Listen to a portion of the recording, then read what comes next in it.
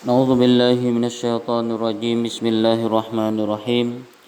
Assalamualaikum warahmatullahi wabarakatuh. Alhamdulillahi rabbil alamin. Alladzi ahyana ba'da ma amatana wa ilaihin nusyur. Asyhadu an la ilaha illallah wahdahu la syarikalah. Wa asyhadu anna Muhammadan abduhu wa rasuluh la nabiyya ba'da amma ba'.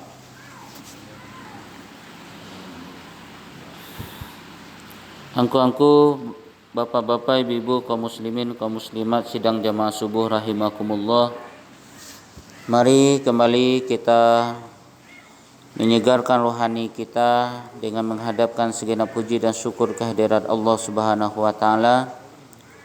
Allah Subhanahu wa taala ya'lamu kha'inatal a'yuni wa ma tukhfis sudur. Dialah Allah Subhanahu wa taala yang maha mengetahui ya pandangan mata yang berkhianat, dan Allah juga yang mengetahui apa yang disembunyikan oleh hati. Maka oleh karena itu kita ingin hati kita selalu bersih, ingin hati kita selalu mencerahkan ya, yang bisa mendorong diri ya indrawi kita untuk melakukan hal-hal yang diridhai oleh Allah Subhanahu wa taala. Salawat beserta salam kita sampaikan kepada junjungan umat Nabi besar Muhammad sallallahu alaihi wasallam. Allahumma shalli ala Muhammad wa ala ali Muhammad. Kita lanjut ke ayat 149 surah Al-Baqarah. A'udzu billahi minasyaitonir rajim. Bismillahirrahmanirrahim. Wa min haitsu kharajta fawalli wajhaka satral masjidil haram wa innahu lal haqqu mir rabbika wa mallahu bighafilin amma ta'malun. Yang artinya, dari manapun engkau keluar, wa min haitsu kharajta fawalli wajhaka syatral masjidil haram, maka hadapkanlah wajahmu ke arah masjidil haram. Wa innahu lal haqqu mir rabbik, sesungguhnya hal itu benar-benar ya, ketentuan yang hak, yang pasti, yang tidak diragukan lagi ya dari Tuhanmu. Wa mallahu bighafilin amma ta'malun, dan Allah tidak pernah lengah terhadap apa yang kamu kerjakan. Perintah untuk menghadap ke arah Masjidil Haram diulangi lagi dalam ayat ini untuk menegaskan dan untuk menjelaskan bahwa perintah ini bersifat umum, tidak hanya untuk Nabi Muhammad, tidak hanya untuk umat yang hidup pada masa Nabi Muhammad sallallahu alaihi wasallam hidup, tapi bersifat umum untuk seluruh umat, untuk setiap masa dan tempat. Karena sangat penting dan ada hikmah yang terkandung di dalamnya. Antara lain, tidak ada alasan lagi bagi ya, ahli kitab ataupun kaum musyrikin atau kaum munafikin untuk menentang Nabi dalam persoalan pengalihan, pemindahan kiblat. Di mana disebutkan bahwa kiblat orang Yahudi itu ke Baitul Maqdis, kiblat Nasrani itu ke arah timur, dan kiblat kaum muslimin itu ke arah Ka'bah. Ditentang oleh kaum musyrik, ditentang oleh kaum munafikin, ditentang juga oleh ahli kitab. Maka Allah menerangkan agar Nabi kita Muhammad sallallahu alaihi wasallam menjelaskan bahwa pemindahan arah kiblat ini adalah perintah dari Allah Subhanahu wa taala yang harus ditaati. Nah, jadi kadang untuk mengetahui ma yang betul-betul beriman, ma yang setengah beriman, ma yang menjadi penentang sabananya, aja perintah. Dikasih perintah. Kalau ada perintah ya lalu dikerjakan, itu menunjukkan ketaatan, keberimanan seseorang. Tapi kalau tidak ada banyak alasan, itu ya patut diragukan imannya. Patut diragukan loyalitasnya. Ya. Patut diragukan apakah dia itu teman kita atau sebenarnya tidak teman. Hal yang sama juga berlaku untuk kaum musyrikin yang berpendapat bahwa Nabi dan keturunan Ibrahim akan datang menghidupkan agamanya. Sehingga tidak pantas apabila berkiblat kepada selain Ka'bah yang telah didirikan oleh Nabi Ibrahim. Batallah alasan-alasan ahli kitab dan kaum musyrikin itu. Orang-orang zalim di antara mereka bahkan melontarkan cemoohan dan bantahan-bantahan tanpa alasan. Ya, tanpa alasan berdasarkan akal sehat dan keterangan ya, dari wahyu ya, yang tidak perlu lagi difikirkan dan dihiraukan sesungguhnya. Nah, adapun cemoohan mereka itu adalah sebagai berikut. Kalau orang Yahudi, tiadalah Muhammad itu berpindah kiblat ke Ka'bah melainkan karena kecenderungan kepada agama kaumnya dan kecintaan kepada negerinya. Nah, kenapa? Karena Nabi kok berasal dari Mekah. Ini ingin ada faktor pribadi. Nah, itu hoax, ya, pemberitaan isu yang dikembangkan oleh orang Yahudi. Tentulah kayo Muhammad itu berasal dari Mekah, itu ingin ya pindah kiblat itu ke Ka'bah, ke negerinya. Sekiranya dia berada di atas kebenaran, tentulah ia akan tetap berkiblat ke kiblat para nabi sebelum ke kiblat para nabi sebelumnya. Itu yang dilemparkan isu oleh pihak Yahudi.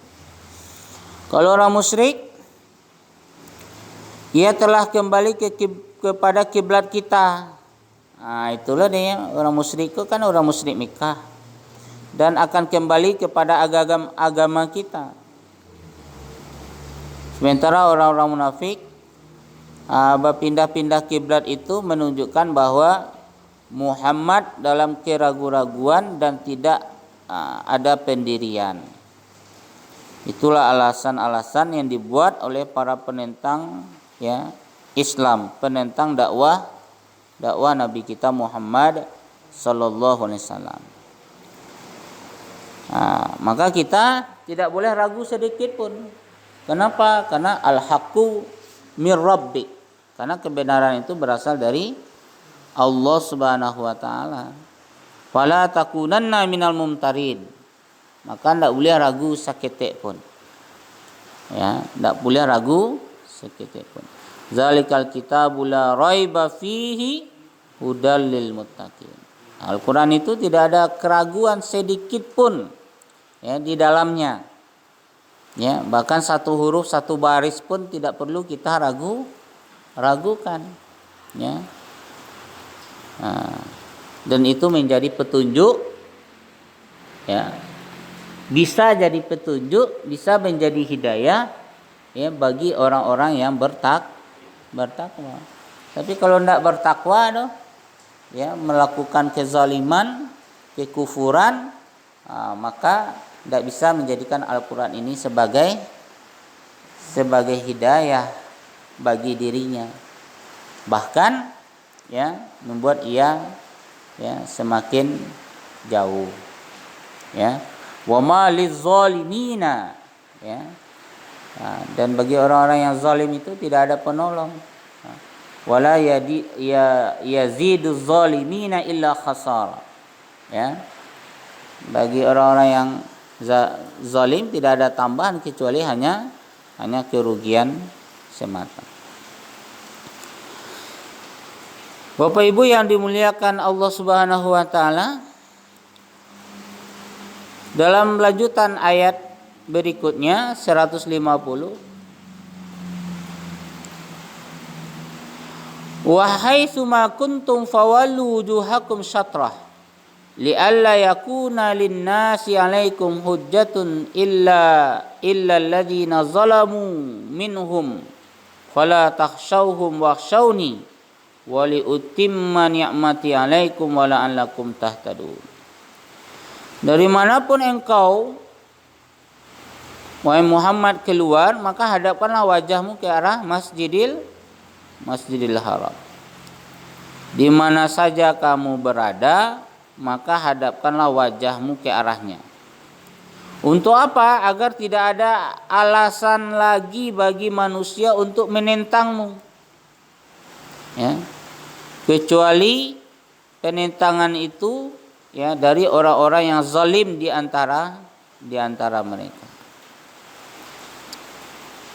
Maka janganlah kamu takut kepada mereka, tetapi takutlah kepadaku, kata Allah, agar aku sempurnakan nikmatku kepadamu dan agar kamu mendapat petunjuk. Jadi pada ayat ini kembali ditegaskan ya bahwa ya menghadapkan wajah ke arah Masjidil Haram itu ya adalah perintah dari Allah Subhanahu wa taala.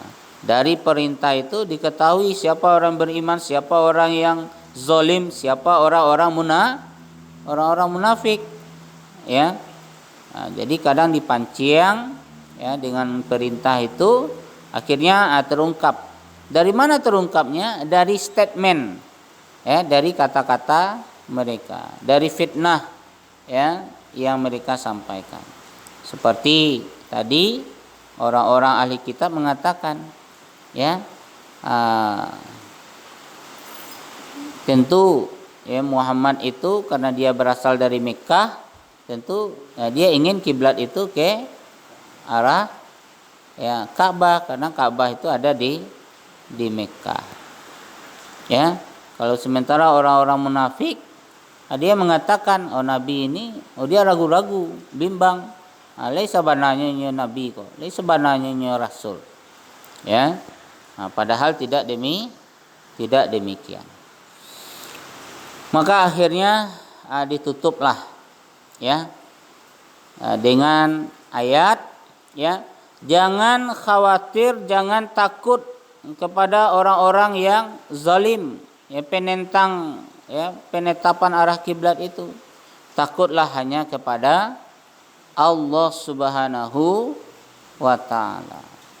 Jadi takut hanya peruntukan untuk Allah. Takut ya amal tidak diterima, takut ya dosa tidak diampuni, ya takut akan dilemparkan ke dalam api neraka jahanam. Ya.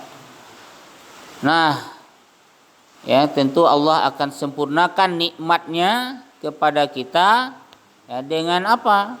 Dengan memberikan hidayah, petunjuk ya, arah jalan kepada kita agar selalu patuh dan taat kepada Allah Subhanahu wa taala dan merasakan kenikmatan di dalam beribadah. Terasa nikmat beribadah ya, itu luar biasa ya, namanya kelezatan iman ya dan kenikmatan ibadah. Kadang kaki sakit bakayan duo, kadang hari hujan bakayakan duo, enak Sedang takan tua bakayakan juga ya, kadang banyak kesibukan ya, dikesampingkan dulu karena untuk ibadah kepada Allah itu ada kenikmatan ya, bahkan kenikmatan ibadah itu ya dan hidayah itu tidak bisa dibandingkan dengan berapapun ya uang ya, tidak bisa membeli hidayah ya dengan uang, tidak bisa, karena hidayah itu Allah yang hembuskan. Ya, innaka la tahdi man ahbabta walakin Allah yahdi may yasha. Sesungguhnya kamu tidak bisa memberikan hidayah kepada orang-orang yang kamu cinta. Yang bisa memberikan hidayah itu adalah Allah Subhanahu wa taala. Lau anfaqta ma fil ardi jami'a ma allafta baina qulubihim. Sekalipun engkau infakkan hartamu ya,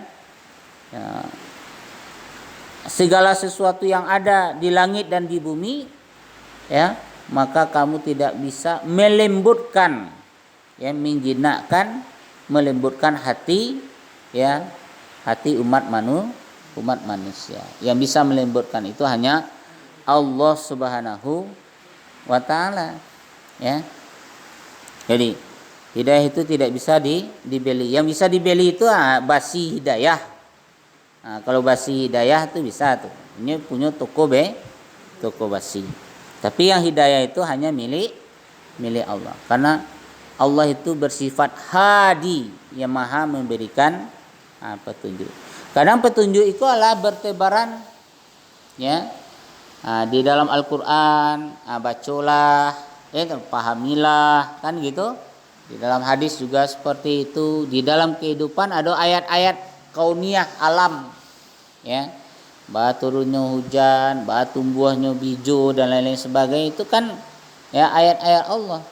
Bagi orang-orang yang berakal itu akan bisa membimbing ia kepada jalan petunjuk, kepada jalan hidayah. Yang banyak diawak iko jahil. Beda jahil dengan safih ya. Kalau safih inyo bodoh. Bodoh itu memang lah bawaannya itu bodoh, IQ rendah, orang idiot enak. Tapi kalau jahil inyo tahu tapi tidak mengamalkan ya. Inyo tahu kebenaran tapi inyo sembunyikan. Maka orang Arab itu disebut orang musyrik, orang kaum jahiliyah. Bukan inyo ndak hebat, bahkan inyo ahli syair ya, bahkan teknologi namanya perbintangan dan teknologi ya menjelang pai badagang ya, nyetantuan hari-harinya bilo yang rancak. Itu kan ada prediksi, ada perakiran cuaca. Itu orang yang hebat ya, yang bisa melakukan itu. Tetapi ya kehebatannya itu tidak bisa menerima kebenaran dakwah yang disampaikan oleh Rasulullah. Maka dia disebut dengan orang-orang jahiliyah. Itu beda. Jamak daripada jahil adalah juhala. Jamak dari safih yang idiot itu, yang bodoh itu adalah as-sufaha.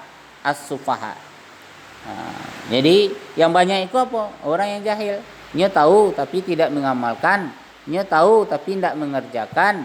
Ya, dia tahu bantu indak ta. Bantu indak ta. Tidak tahu, ini jahil. Dia tahu ya tapi ini menentang. Kenapa? Karena ada kepentingan untuk mempertahankan kedudukan, untuk mendapatkan jabatan dan lain-lain sebagainya. Seolah-olah mereka tidak tahu, padahal dia tahu yang sebenarnya.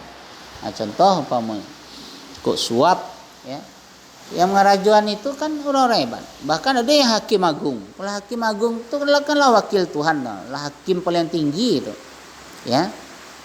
Kalau di tingkat kabupaten kota hakim nih, tingkat provinsi hakim tinggi, tingkat pusat nasional itu hakim agung. Masih terjebak juga. itu bukan karena ya IQ-nya rendah, tapi IQ-nya tinggi. Ya, tapi ya tidak bisa membedakan kebenaran, ya nafsunya itu ya mengalahkan ya akal pikiran. Ya, akhirnya ialah masuk pesantrennya jadinya kan. Di lapas, di rutan. Maka oleh karena itu ya, kita dibimbing oleh Al-Qur'anul Karim, kita dibimbing ya oleh akal fikiran yang telah Allah berikan kepada kita ya dalam rangka untuk apa? Bisa mengendalikan hawa nafsu. Ya. Hawa nafsu itu harus dikendalikan. Inyo ado di dalam diri awak. Ya, di dalam diri awak ko adonyo. Ya, tapi harus dikendalikan. Kalau indak dikendalikan, inyo akan jadi pemimpinnya atas diri awak. Ya, kalau jadi pemimpin hawa nafsu ko membate diri awak, kalah akal fikiran, kalah agamu, ya, maka dipajual belikanlah agama itu. Ya, maka ndak akan ya bisa ditegakkan ya kebenaran. Ya, karena hawa nafsu itu ya dia cenderung kepada kejahatan. Innan nafsa la'ammaratum bisu. Ya, dia cenderung kepada kejahatan. Ya, maka dalam diri kita ada agama, ada akal fikiran, ada hawa nafsu. Ya, lataan agamu paling muko, ya akal fikiran nomor 2, nomor 3-nya adalah hawa nafsu. Tapi kalau dilataan akal fikiran nomor 1, agama nomor 2, kok bisa sekuler nih orangnya kok. Bisa sekuler orangnya. Apalagi kalau hawa nafsu dilataan kamuko. Ya, maka agama pun ya bisa dirubah-rubah ya untuk kepentingan ya memuaskan hawa nafsunya itu. Itulah Bapak Ibu yang dimuliakan Allah Subhanahu wa taala, pengajian subuh kita kali ini mudah-mudahan bermanfaat untuk kebaikan dunia dan akhirat kita. Ya, sehebat apapun kita, sebaik apapun amal kita, itu amal yang akan dihitung adalah di saat akhir kehidupan kita. Ya, bila mana kita bisa mengakhiri kehidupan ini dengan indah, ya, dengan baik, mampu mengucapkan kalimat thayyibah la ilaha illallah, maka kita akan termasuk kepada golongan hamba Allah.